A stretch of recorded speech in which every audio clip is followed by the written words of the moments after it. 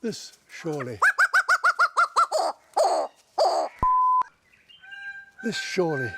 is one.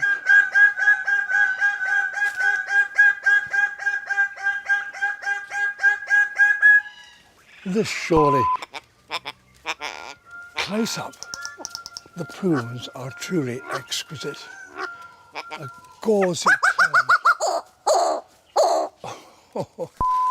Of course, by the 18th century, naturalists realised that birds of paradise did have legs.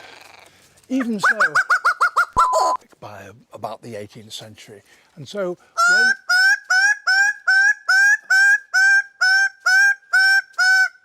very well.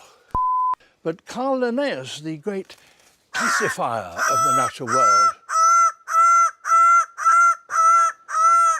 when he came to allocate a scientific name to this bird, called it woohoo, Paradisia apoda, the bird of paradise without legs.